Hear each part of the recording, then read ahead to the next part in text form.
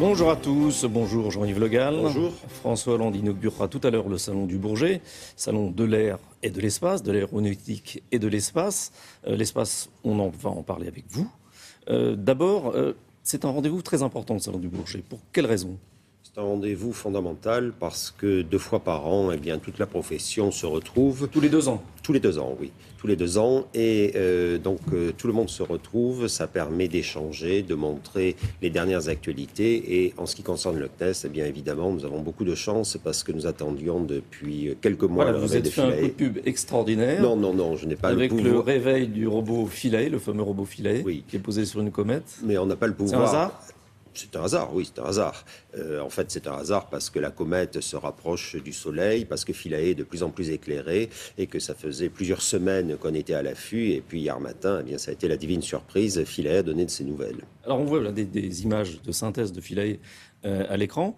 En quoi c'est vraiment très important qu'il se soit réveillé ? Parce qu'en fait, Philae, c'est une sorte de laboratoire qui est sur le noyau de cette comète. Et le noyau de cette comète, ça nous apprend comment finalement s'est formée la vie sur la Terre. C'est un peu les origines de la vie qui ont été mises au congélateur il y a quelques milliards d'années. Et donc là, on a mis un laboratoire in situ. Vous vous souvenez, on s'est posé sur le noyau, c'était le 12 novembre, c'est absolument extraordinaire. Philae a fonctionné pendant quelques dizaines d'heures et ensuite il n'était pas suffisamment éclairé parce qu'on était à l'époque à 510 millions de kilomètres du Soleil.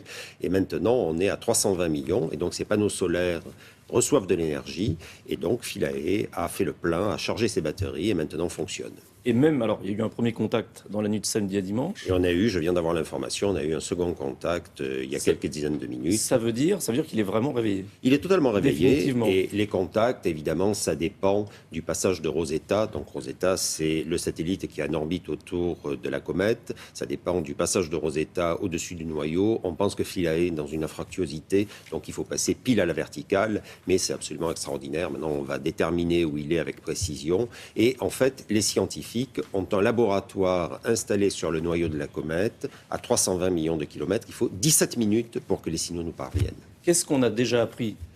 On a déjà appris... Et qu'est-ce qu'on va apprendre maintenant ? On a déjà appris d'abord la composition du noyau de la comète. On a trouvé ce qu'on appelle des molécules prébiotiques parce qu'on pense... Pourquoi c'est important de savoir ça pour nous ? Parce qu'on pense que s'il y a de la vie sur la Terre, c'est parce que la Terre a été ensemencée par des bombardements cométaires qui ont apporté ces molécules prébiotiques qui ensuite se sont combinées. Prébiotiques avant la vie, voilà. Donc, et ensuite se sont combinées et ont donné lieu à de l'ADN et puis ensuite à la vie. Et donc on va observer in situ ce qui se passe et on a des scientifiques qui sont là et qui peuvent communiquer avec ce laboratoire qui est sur le noyau de la comète. C'est probablement l'expérience spatiale la plus importante, disons, des 30 premières années du 21e siècle. Ça va fonctionner encore combien de temps ?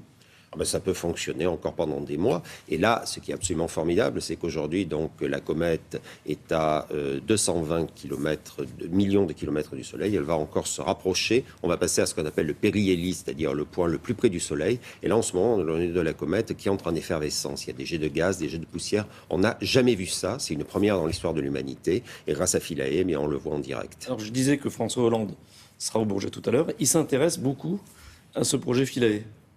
Là, on s'intéresse au projet Philae. Je l'ai convaincu de venir assister en direct à l'atterrissage de Philae. C'était le 12 novembre. Donc, le président de la République a passé 3 heures à regarder ce qui se passait. Il est venu ensuite, récemment, on a fait faire un coup de projecteur sur Philae avec des jeunes étudiants. Il est venu aussi. Et puis, évidemment, aujourd'hui, il sera là pour prendre les dernières nouvelles de Philae. Et puis, il a appelé son chien Philae. Il a aussi appelé son chien Philae. Son chien est noir, la comète est noire, Philae est noir. Donc, il y avait un petit clin d'œil. Alors, il y a un deuxième projet très important que vous présentez au Salon du Bourget, c'est le projet Jason.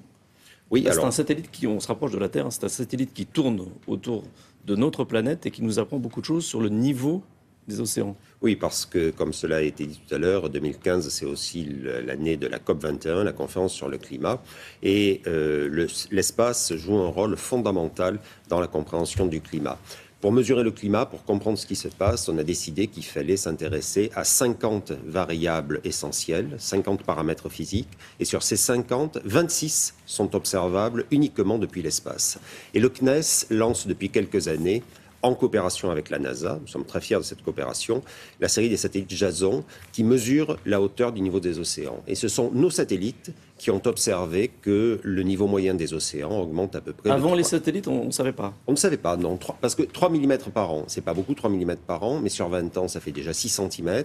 Et comme aujourd'hui l'augmentation est exponentielle, eh bien les 3 mm seront dans 10 ans 5 mm, ainsi de suite. Et on voit bien que dans 40 ou 50 ans, lorsque les agents immobiliers feront de la publicité pour les villas au bord de la mer en disant « villa pied dans l'eau », eh bien ça sera la réalité. Et donc c'est pour ça qu'il faut continuer à observer l'augmentation du niveau des océans et prendre les mesures qui vont bien pour la limiter, parce que sinon, eh bien, vous avez déjà vu ces cartes où on voit ce que deviendrait la carte de France si les océans montaient d'à peu près 1 mètre. On voit qu'il n'y a plus de Normandie, la Camargue n'existe plus, ainsi de suite. Donc Jason, c'est fondamental. Lancement, si tout va bien, le 9 août.